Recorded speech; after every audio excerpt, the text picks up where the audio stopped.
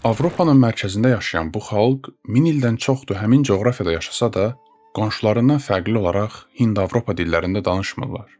Onların dili nə Slavyan dillərinə, nə German dillərinə, nə də Latın mənşəli dillərə yaxındır.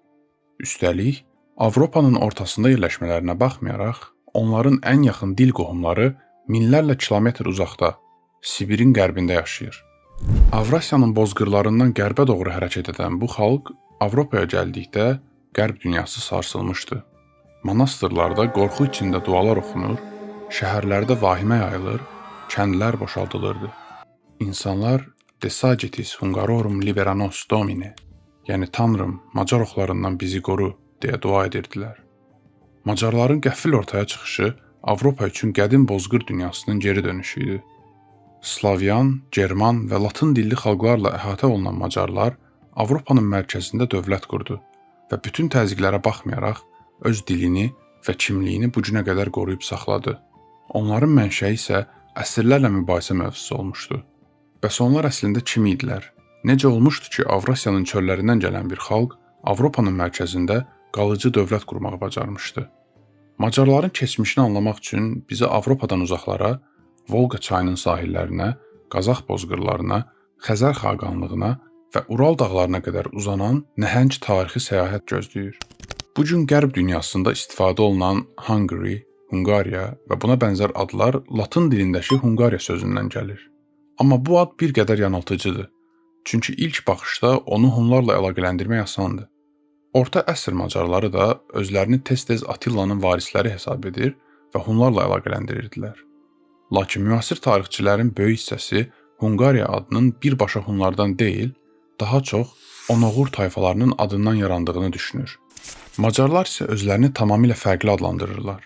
Onlar öz xalqlarına Macar, ölkələrinə isə Magyarorsak deyirlər. Bu adın mənşəyi tam aydın deyil, amma görünür ki, Macar adlı tayfanın adı zamanla bütün xalqı ifadə etməyə başlamışdı. Ən qədim Macar ənənələrində də erkən Macar ittifaqı Het-Macar, yəni 7 Macar adlanırdı. Bu tayfalara biraz sonra yenidən qayıdacağıq. Maraqlıdır ki, bir xalqın özünü adlandırdığı adla qonşularının ona verdiyi ad tamamilə fərqli mənşədən gəlirdi. Macarların ən qədim hekayəsi isə Avropadan çox uzaqda başlayır. 1000 illər əvvəl Ural dağlarının hər iki tərəfində Proto-Ural dillərində danışan xalqlar yaşayırdı. Bu xalqlar gələcək Fin-Uqor və Samoyed xalqlarının ulu əcdadları hesab olunur. Onların qərbində Hind-Avropa xalqları, cənub-şərqində türk xalqları, daha uzaq şərqdə isə Mançu-Tunqus xalqları yaşayırdı. Zaman keçdikcə Proto-Ural dillərində danışan xalqlar müxtəlif qollara ayrıldılar. Bu qollardan biri Fin-Uqor dilləri idi. Bu gün Fin, Eston və Macar dilləri həmin böyük ailənin ən məşhur nümayəndələri sayılır. Daha sonra Fin-Uqor xalqları daxilində də parçalanma baş verdi və Uqor dillərində danışan qruplar formalaşdı. Məhz bu Uqor qruplarından biri gələcək Macarların əcdadları idi. Bu gün Macar dilinə ən yaxın dillər Sibirin qərbində danışılan Xantı və Mansi dilləridir. Yəni Macarların ən yaxın dil qohumları Avropada deyil, 1000 kilometrlərlə uzaqda yaşayır. Bu fakt belə Macarların köklərinin nə qədər qədim və mürəkkəb tarixə malik olduğunu göstərir. Macarların ayrıca etnik birlik kimi formalaşmasının təxminən eramızdan əvvəl 8-5-ci əsrlər arasında başladığı düşünülür. Həmin dövrdə onlar Ural çayı ətrafında yaşayırdılar. İqlim dəyişiklikləri nəticəsində bozqır zonası tədricən şimala doğru genişlənirdi və Macarların əcdadları da zamanla köçəri həyat tərzinə uyğunlaşmağa başlayırdı. O dövrdə Avrasiya bozqırlarında əsas dominant qüvvə İran mənşəli Skif və Sarmat xalqları idi. Bu səbəbdən Macarların əcdadları uzun müddət İran xalqları ilə təmasda olmuşdular. Macar dilində qılınc, qala, qızıl kimi bəzi sözlərin İran dilləri ilə əlaqəli olduğu düşünülür. Hətta bəzi tədqiqatçılar Toxar dilləri ilə də müəyyən əlaqələrin mümkün olduğunu qeyd edirlər. İran təsiri yalnız qədim dövrlə məhdudlaşmırdı. Orta əsrlərdə Alanlarla qurulan əlaqələr də bu qarşılıqlı təsiri davam etdirmişdi. Bozqır həyatı ilə daha yaxından tanış olduqca, Macarların böyük hissəsi yarım köçəri və köçəri həyat tərzinə uyğunlaşmağa başladı. Məhz bu dəyişiklik gələcəkdə onların Avrasiya çöl dünyasının ayrılmaz hissəsinə çevrilməsinə səbəb oldu. Lakin bozqır dünyasında heç bir xalq tam təcrid olunmuş şəkildə yaşamırdı. Bu dünyada bir xalqın digərindən tam şəkildə ayrılması çox çətin idi. Burada tayfalar bir-birinə qarışır, ittifaqlar qurur dağılıb yenidən formalaşırdı. Köçəri konfederasiyalar adətən fərqli mənşəli xalqları öz içində birləşdirirdi. Oturaq xalqlar isə çöl dünyasına uzaqdan baxdıqları üçün çox vaxt bütün bu qrupları eyni kateqoriya altında görürdülər. Məsələn, qədim Yunan müəllifləri müxtəlif xalqları skif adlandırırdı. Çin mənbələrində isə Hun adı çox vaxt vahid etnik xalqdan daha geniş bozqır konfederasiyasını ifadə edirdi. Bu böyük birliklərin içində müxtəlif dillərdə danışan və fərqli mənşəyə malik tayfalar mövcud idi. Macarların erkən mənbələrdə ayrıca və aydın şəkildə görünməməsinin səbəbi də məhz budur. Onların ulu əcdadları da həmin böyük bozqır dünyasının içində yaşayırdı. Bu səbəbdən Macarların tarixini başa düşmək üçün yalnız Avropa tarixinə deyil, Türk və ümumiyyətlə Avrasiya bozqır tarixinin özünə baxmaq lazımdır. Hunların yüksəlişi ilə birlikdə Avrasiya bozqırlarında İran xalqlarının dominantlığı tədricən zəiflədi. Bununla belə köçəri İranlılar tam yox olmadılar. Onların bir hissəsi Hun konfederasiyalarının daxilinə qatıldı. Alanlar buna ən məşhur nümunələrdən biridir. Orta əsr Macar ruhaniləri Qərb salnamələrində Hunlar haqqında oxuduqda onların döyüşçü xüsusiyyətlərini Macarlarla müqayisə etməyə başladılar. Beləcə, Macarların Attilanın varisləri olması fikri formalaşdı və bu anlayış uzun müddət Macar milli yaddaşının bir hissəsinə çevrildi. Müasir tarixşünaslıq Macarları birbaşa Hunların davamı hesab etmir. Bununla belə, Fəth dövrü Macarlarının təxminən 15% Hun dövrü bozqır əhalisi ilə əlaqəli komponentlər daşıdığı genetik araşdırmalarda görünür. Onların əsas nüvəsinin isə Proto-Uqor və erkən Sarmat mənşəli qarışıq əhali olduğu görünür. Attilanın ölümündən sonra bozqır dünyasına yeni qüvvələr yüksəlməyə başladı. Saraqur, Onoğur, Kutriqur və Utriqur kimi türk dilli qruplar ön plana çıxdılar. Böyük ehtimalla bu xalqlar Oğur dillərində danışırdılar. Beləliklə, Monqol istilasına qədər Avrasiya bozqırlarının əsas siyasi dominantlığı tədricən türk xalqlarının əlinə keçdi. Bu dəyişiklik Macarların tarixini də tamamilə dəyişəcəkdi. Çünki Macarlar əsrlər boyu türk dilli bozqır xalqları ilə sıx təmasda yaşamağa başladılar. Bu əlaqələr o qədər güclü idi ki, Macar dilində türk dillərindən alınan sözlərin sayı İran dillərindən alınanlardan daha çoxdur. Artıq 7-8-ci əsrlərdə Macarlar Volqa və Don çayları ətrafında Bulqarlar, Onoğurlar və digər bozqır xalqları ilə birlikdə yaşayırdılar. Eyni zamanda onlar Xəzər xaqanlığı ilə yaxın əlaqələr qurmuşdular. Hətta bir dövrdə Macar tayfalarının Xəzər xaqanlığının siyasi təsir dairəsinə daxil olduğu düşünülür. Mənbələrə görə onlar xaqanlığın şimal sərhədlərində xidmət edir və bəzi hərbi yürüşlərdə Xəzərlərin tərəfində iştirak edirdilər. Bu sıx təmaslar Macarların başqaları tərəfindən necə adlandırıldığına da təsir etmişdi. Bizans müəlliflərinin bir qismi Macarları türk adlandırırdı. Məsələn, İmperator 6-cı Leo Taktika əsərində Macarları türk olaraq qeyd edir. Bizans müəllifləri üçün bu termin çox vaxt bozqır xalqları üçün ümumi bir kateqoriya idi. Maraqlıdır ki, 6-cı Leo Macarları açıq şəkildə Bulqarlardan fərqləndirirdi. Eyni ənənəni onun oğlu 7-ci Konstantinin əsərlərində də görmək mümkündür. O da Macarları türk adlandırır, amma eyni zamanda onları Peçeneqlərdən, Xəzərlərdən və Bulqarlardan ayrıca xalq kimi təqdim edir. Bundan əlavə, hətta müqəddəs Macar tacının üzərindəki Yunan yazısında da Macar hökmdarı türklərin kralı adlandırılırdı. Bəzi müsəlman müəllifləri də Macarları türk xalqları sırasında qeyd etmişdilər.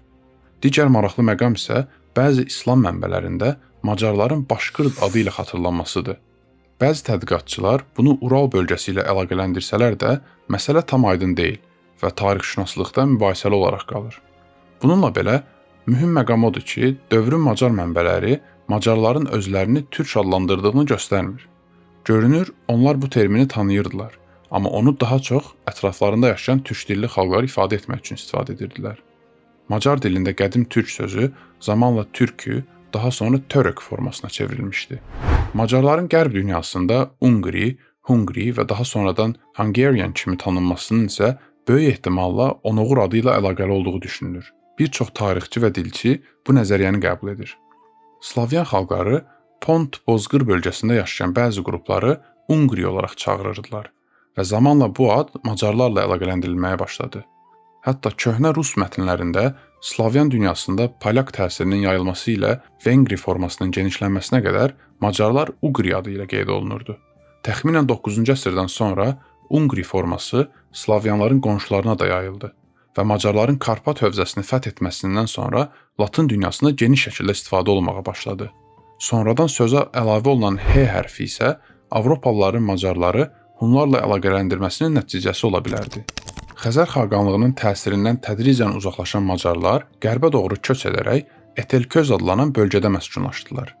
Burada 7 əsas tayfa Yenö, Ker, Kesi, Kürt-Gyarmat, Macar, Nyek və Toryan böyük ittifaq yaratdı. Ənənəyə görə tayfa başçıları qanlarını bir qaba damızdıraraq əbədi sədaqət andı içmişdilər. Bu ittifaqın rəhbərliyi isə Macar tayfasının lideri Almoş və daha sonra onun oğlu Arpada keçmişdi. 7-ci Konstantinin məlumatına görə daha sonra 3 Kabar tayfası da bu ittifaqa qoşulmuşdu. Kabarların Xəzər xaqanlığına qarşı uğursuz üsyanından sonra Macarların tərəfinə keçdiyi bildirilir.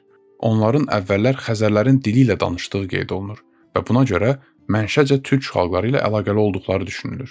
Vaxt keçdikcə bu tayfalar tədricən vahid siyasi etnik birlik halına gəldilər. Maraqlıdır ki, bəzi tədqiqatçılar Macarların qərbdə Onoğur və ya Ungri adı ilə tanınmasını məhz 7 Macar və 3 Kabar tayfasının birləşərək 10 tayfalıq ittifaq yaratması ilə əlaqələndirirlər. Macarların həmin dövrdəki əsas mərkəzi Etelközü idi. Bu ad böyük ehtimalla çaylar arası mənasını verirdi.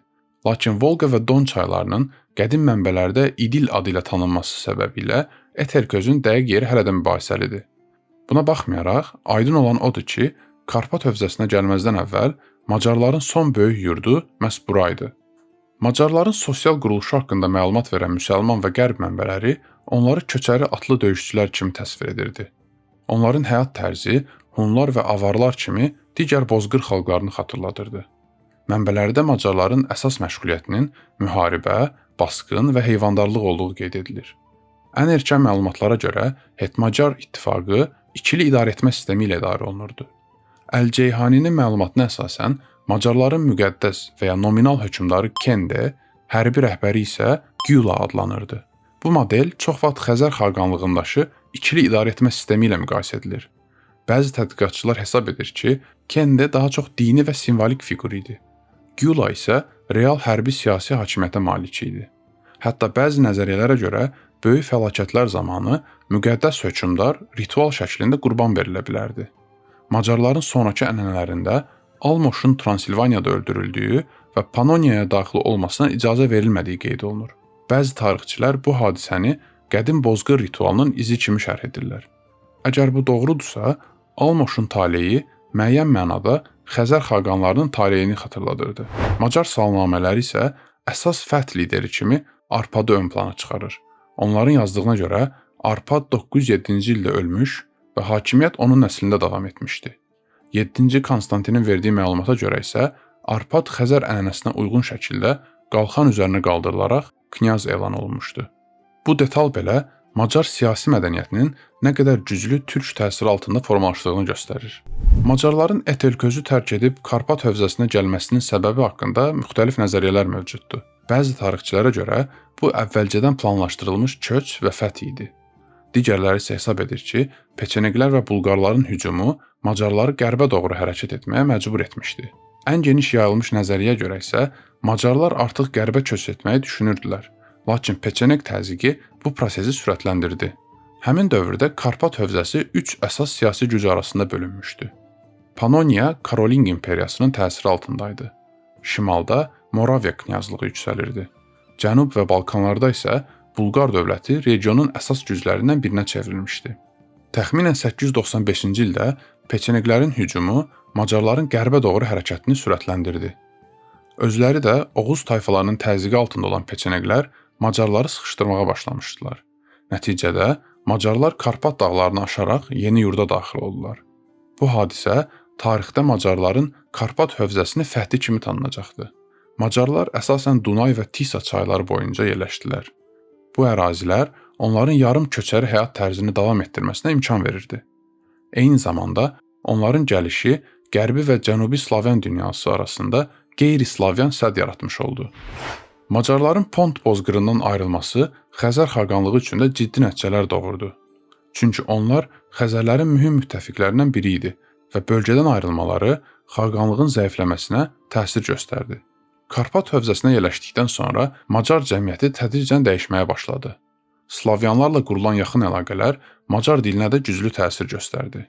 Bu gün Macar dilində çox sayda slavyan mənşəli söz mövcuddur. Təxminən 900-cü ilə yaxın Karpat hövzəsinin işğalı əsasən tamamlandı və Macarlar artıq Avropanın yeni güclərindən birinə çevrilmişdi. Bundan sonra onların süvari dəstələri Moraviya, Bavariya, İtaliya, Saksoniya, Burqundiya və hətta Pireneyləri aşaraq İspaniyaya qədər uzanan yürüşlər həyata keçirdilər. Bir vaxtlar Avropanın monastırlarında oxunan dualar artıq təsadüfi deyildi. Macarların ildırım sürətli hücumları Qərb dünyasına böyük qorxu yaratmışdı. Lakin bu yürüşlər 955-ci ildə dramatik şəkildə sona çatdı. Macarlar Almaniyaya növbəti böyük yürüş təşkil etdikdə 1-ci Otto onları Lex çayı yaxınlığında qarşıladı və 10 avqust tarixində ağır məğlubiyyətə uğratdı. Lex döyüşü Macar tarixində dönüş nöqtəsinə çevrildi. Bu məğlubiyyətdən sonra Macar rəhbərləri anlayırdılar ki, köhnə bozqır modeli artıq davam etdirilə bilməzdi. Tədricən yarım köçəri həyat zəifləməyə başladı. Oturaqlaşma sürətləndi və xristianlaşma prosesi gücləndi. Bir zamanlar Avropanı qorxuya salan köçəri ittifaq artıq fərqli dövlətə çevrildi. Bu dəyişikliklərin kulminasiyası isə 1-ci Stefanın 1000-1001-ci illərdə Macarıstanın ilk kralı kimi tac qoyması oldu. Beləliklə, Avrasiyanın bozqırlarından çıxan bu xalq 1000 kilometrlərlə qərbə doğru hərəkət edərək Avropanın tam mərkəzində yeni dövlət qurdu. Onlar yol boyu İranlılarla, Türklərlə, Slavyanlarla və German xalqları ilə qarşılaşdı, onlardan təsirləndi, amma tam şəkildə heç birinin içində itmədilər. Macarlar nə tam şəkildə Qərbi Avropa xalqı idi, nə də artıq qədim bozqır dünyasının klassik köçərləri. Onlar hər iki dünyanın sərhədində formalaşmış nadir bir xalq idi. Bir zamanlar Avropanın qorxu ilə adının çəkdiyi bozqır süvariləri sonradan Avropanın ən qədim dövlətlərindən birini qurdu və 1000 ildən çoxdur ki, öz dillərini, kimliklərini və tarixlərini qoruyub saxlamağa davam etdilər.